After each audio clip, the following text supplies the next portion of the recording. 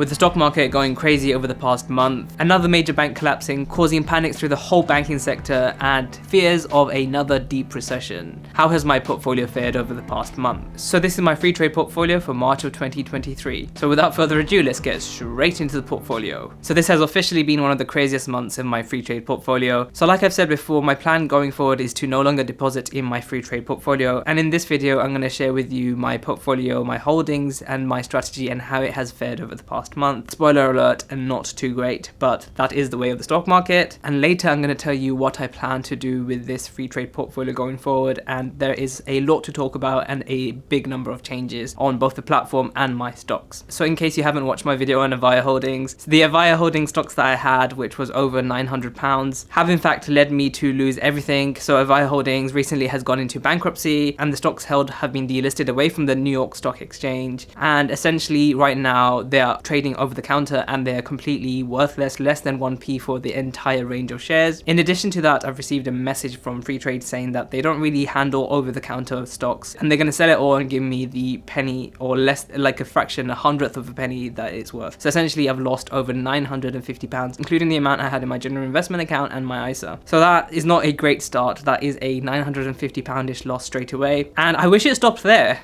So the next big loss was not exactly a realized loss, but it was in another way. So Amazon actually acquired One Life, a company that I had £900 worth of shares in, and One Life merged with Amazon. So Amazon bought it out, becoming a private company. So it's no longer traded publicly. And essentially the price that it was at, they bought the shareholders out at that. And of course, I incurred another loss of around £500 on that because I only received $18 per share. And I think I bought it for around $30 per share. So another big L, already starting the portfolio with a £1,500 loss. And then let's talk about another bad thing about Freetrade, which is just making matters so much worse at the beginning of this video. So Freetrade also gave me this message saying that they're increasing their prices, which is never good to hear. So actually it is not great. I can no longer at all recommend Freetrade. Even though it is still my preferred platform, I cannot recommend it to anyone. This is because they're changing the way the payments work in the 3 different tiers. So if I can remember correctly, they have 3 tiers. One is free, one is standard. The standard is £499 a month. That's going up, and also the plus that I'm on, that's going up to £11.99 a month, which is a lot of money to be paying for an ISA that other providers are providing for free, such as Trading 212. Also for the free account, I believe the FX fees are 0.99%, which is honestly should be illegal in my opinion for a company that says they are free trades, that began having very low FX fees, or they didn't even have that low FX fees. They had 0.45, but now that's more than doubling on the free account. So really, I can't recommend the free account. I can't recommend even paying for it. What I'm going to do going forward is to sell my holdings, liquidate, and then just transfer it into another ISA and just get rid of Freetrade altogether. And while we're still on the topic of problems with Freetrade, I actually did not receive dividends for my holdings in the GSPX, which I had over £60,000 worth. So it would have been a considerable dividend. I did not receive that from Freetrade. So I'm in discussions with them regarding that. So definitely not a good start for Freetrade. However, going forward, I'm still going to do these portfolio updates because I'm probably going to be the only person left on the internet doing Freetrade portfolio updates. I still find it very useful going through Freetrade, and still my preferred platform. And even if it's not making me money, it is fun for me and I like to manage my money. So not for everyone, but for entertainment purposes, this is the best place to come for Freetrade content. So anyway, let's just start with the portfolio. This is my general investment account, and as you can see, it is worth £26,254. Right now, the markets are closed, so I'm not going to see massive fluctuations. And as you can see, it's not looking great at all. So over the past month, we can see we're down by 1,281. Absolutely not great at all. Over the past 3 months, we were doing really well. So at the peak, I was at 28,000. Today, I stand at 26,200. That's a minus 1,800 from my peak. Not looking great at all. So let's just see what kind of holdings I've had and what is leading me to getting this negative return. So Avaya holdings, as you can see, a massive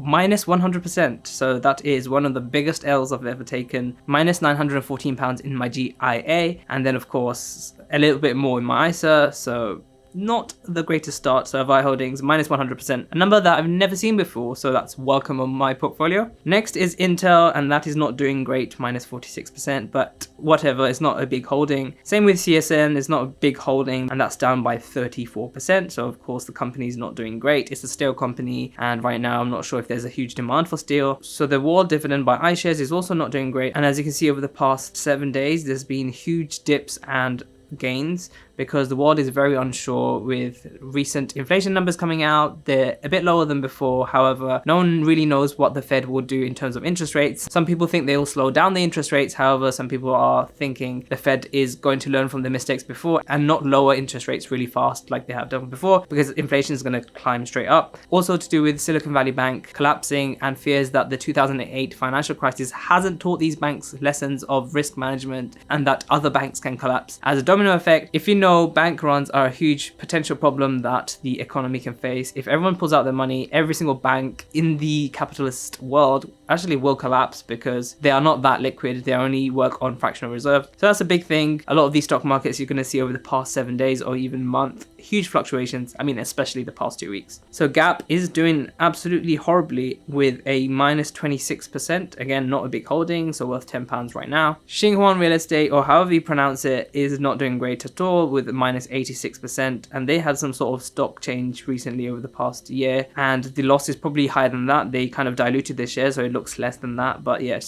Xinhuan Real Estate not doing great at all. Kindral is never going to change. Like I said, it was kind of given from another stock, so it's never going to be a loss or a gain, so I can't really tell the change in movements, although it looks to be same volatile as any other company. Rolls-Royce has been doing really well over the past month. However, recently since the 14th of March it has gone into steady decline. However, I do think in the long term Rolls-Royce is still a company that will excel. I think as it's aviation linked, it's going to do pretty well in the future. And yeah, grab the bargains while you can, although at £1.40 compared to what it was back in September of 2022, where at 69p, honestly that was a huge bargain. You should have just grabbed everything then. I think there's still potential for growth and it could probably hit £2. Let's see what the analysts are saying. So the analysts saying, like I was saying, although I don't have any evidence to back it up, around £2.55 highest, median £1.60, so there still is potential to grow. That being said, analyst ratings aren't anything to go by. It could easily go to £5 really if the company is doing well and the shareholders have lots of faith in it. Saturna Al Kawthar Global Fund is down by 13%, which I think this is an ETF, so it's not too bad. It's okay. It's not doing that bad. Clover Health is a massive loss for me, so that's minus 92%, so that's an £829 loss. Doesn't feel good at all, but it is what it is. I shouldn't have invested into this company and I honestly deserve it, not having done my research into it. So take that as a lesson. As I always say, don't invest in individual stocks. Just don't do it if you don't have the risk appetite for it. So ESG Global down by 8%. So over the past month, we can see on the 9th of March, it's gone into steady decline. And this is a lot to do with the fact that there are fears that the banking sector is going to collapse, although it's very unlikely that's going to happen. But anyway, this is reflected by a decrease since March the 9th. Aston Martin, a terribly performing company, so that's minus 88% return, £744 loss. Oof, I could have done something with that. CrowdStrike, also not doing well, so this is a tech company down minus 31%, and that is a £50 loss, so that is quite a big loss. So over the past month, it has done the opposite of every other tech company slash finance company, and yep, it's been rising over the past month, so not too bad at all. Cognite Software, like, this hurts me to say, minus 86% loss, £774 loss, and honestly all these companies could go bankrupt, so yeah, definitely do not invest in individual stocks. AGM Holdings down by 83%, that is a £750 loss, not good at all. And over the past month is basically representing the displacement of a yo-yo if you are into physics. Fastly is down by 71%, so that's £640 loss. As you can see, adding all these losses up, like I always say, it's in excess of £6,000-7,000, so that's something that I could have gone on holiday somewhere nice for that much instead of, you know, seeing it losing in the stock market in random stocks. So yeah,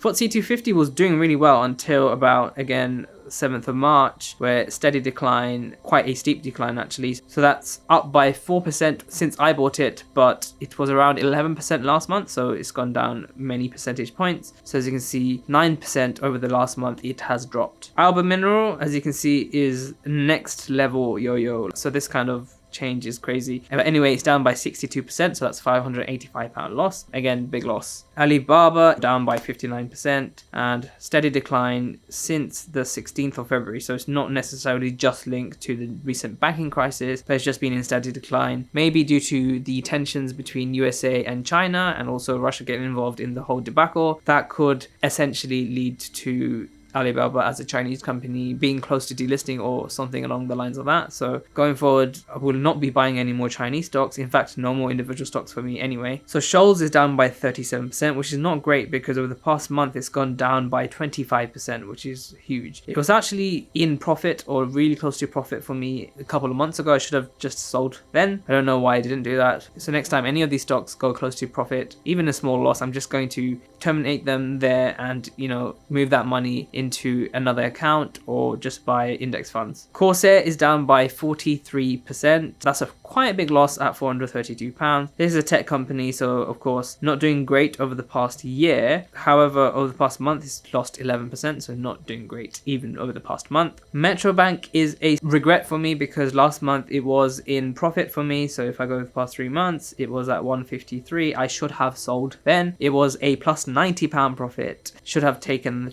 that, but I was greedy, and of course this is a bank. Being a bank, over the past month, as you can see, it has declined over fears in the banking sector. Although this could quite easily reverse, I'm going to be holding on to Metro Bank, I think, a bit more long term because I do think this bank has potential. Let's see what the analysts are saying. They think it could go up to £6, and I think it really could go up to something like £4. So I'm going to be greedy with Metro Bank and just hold it. I think long term they should be fine. So that's the only stock that I might think about keeping long term, in addition to Rolls-Royce, which I don't actually have much of in this general investment account. So Baidu, incredibly surprising. I didn't realize it was not losing that much. So Baidu's only down by 10%. I think I'm going to take the profit on this when it comes to that, if it comes to that, and I'm going to sell out. I actually have £900 worth of this, so it would be a nice boost. And the last holding I have, which is my biggest holding by far, is the GSPX, my little favorite GSPX, and I have £21,035 worth of shares. So that's quite a considerable chunk. That's 3,149 shares, and that's down by 4%, which is really, really big for an index, and that's down by £884, giving me a big loss overall in my account. However, index funds, I have no worries about that. I know it's going to go back up. I know I'm going to get my money back on that, and you can see over the past month, it has been honestly crazy. So my strategy was to make the most out of the volatility, which I have been doing, and I've been buying over multiple platforms. I have over 10,000 shares of the GSPX. I have been making small amounts of money, but I think this trend, like I'm pretty sure, like I'm convinced myself, this trend is just going to keep continuing. So we can see peak, trough,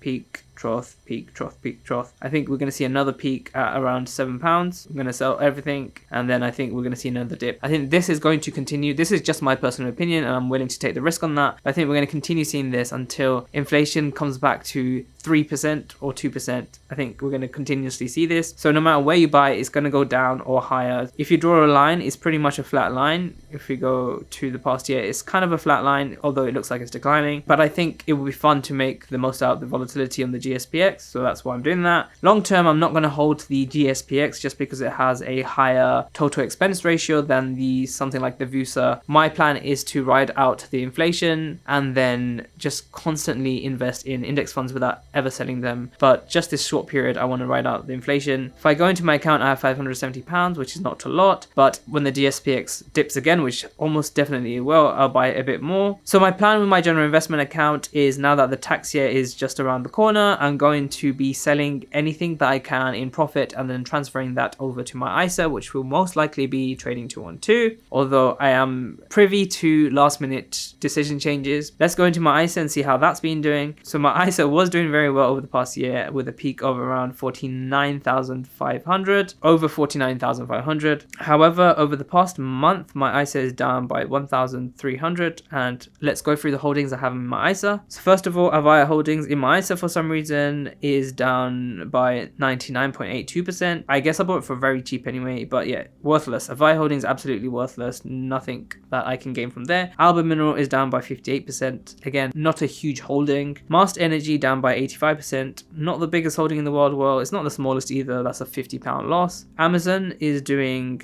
not too badly over the past month, and that is up by 17% in my portfolio. Rolls-Royce, again, not doing too bad, although I should have possibly bought more shares in Rolls-Royce when it was cheap. I think I bought it for 68p, so that's even less than 69p. That was an absolute bargain. Aston Martin in this portfolio is up by 52%, so not the best company to invest in, but over the past month it has gone up. So it's gone up overall 18%. However, past 7 days it's gone down by 9%. Disney minus 27%. Meta minus 8%. Meta's doing pretty well. I think I'm going to take profit on it. I think I might take a 10% profit if I can on Meta. And the reason why I want to sell all my shares is because I want to liquidate my ISA so that I can transfer it to another provider and then not have to pay £11.99 a month. I don't actually mind paying, but I want to liquidate it and only have one holding in my ISA, which will be the S&P 500, because whenever it's in profit, I only have to sell one fund in order to transfer my money. So that's going to be really fun when that happens. And as you can see, quite a big holding in the S&P 500. That's £46,000 worth, 6,887 shares, and that's down by 3%. So it's a massive knock on my portfolio at 1,548. And like I said, my strategy hasn't been paying off because of course I missed the opportunities. No one can actually time the market. I should have sold here, I guess, and bought here, but you know, shoulda, woulda, coulda. No one can time the market. But as I explained before, I think the GSPX is going to be volatile for the coming year or so. So I'm going to try my luck at that. I think there's a lot of money to be made like that. If things go downhill, you know, if I buy and the price goes down another 20%, I'm still winning because I'm going to be picking up those shares at a massive bargain and everything will be rosy in the coming future. The only thing is, if it does go up very high, then I will be losing out money, but that's the risk I'm willing to take. And for the purposes of entertainment and my Freetrade account, that is what you're going to be witnessing too. So make sure to check out some of my other videos and I'll see you in the next video.